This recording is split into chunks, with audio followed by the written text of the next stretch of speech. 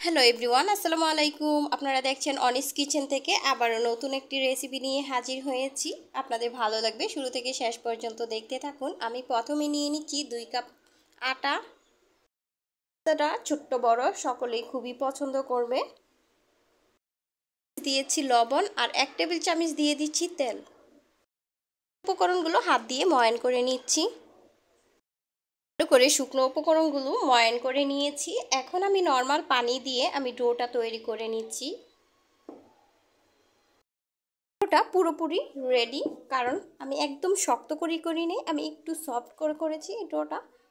এখন আমি 10 মিনিটের জন্য রেস্টে রেখে দিচ্ছি। চলে আসছি আলুর পুরটা রেডি করতে।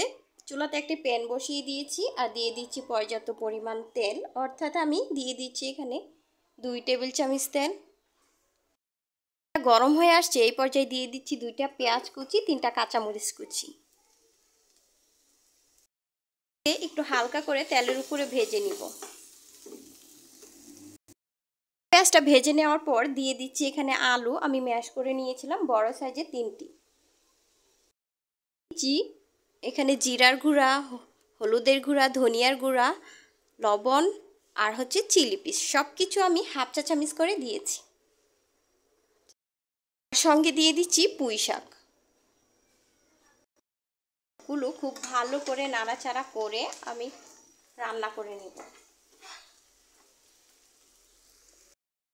একদম রেডি। এই পর্যায়ে চুলাটা বন্ধ করে আমি নামিয়ে নিচ্ছি।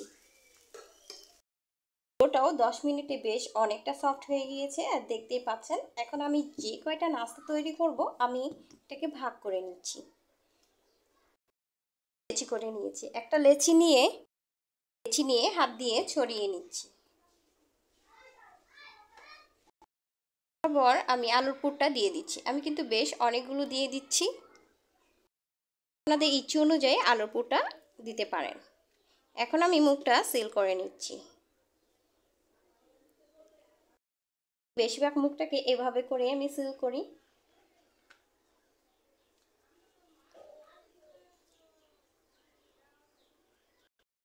তারপর আমি হাত দিয়ে চেপে আমি এটাকে শেপ করে নিচ্ছি।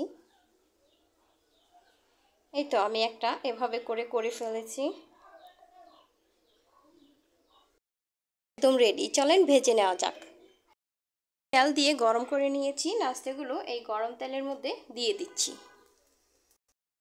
3টা দিয়েছি, এপাশ ওপাশ করে আমি ভেজে নিচ্ছি। এরকম একটি কালার করে নাস্তাগুলো ভেজে নিয়েছি। এখন আমি এটি উঠিয়ে নিচ্ছি।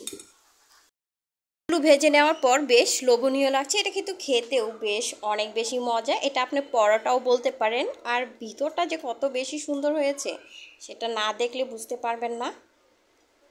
একদম পুরে ভরা। 2 কাপ আটা দিয়ে এত মজাদার নাস্তা তৈরি করে ফেললাম। আপনারাও ট্রাই করবেন, ইনশাল্লাহ আপনাদেরও ভালো লাগবে। আশা করছি আজকের রেসিপি আপনাদের অনেক অনেক বেশি ভালো লেগেছে।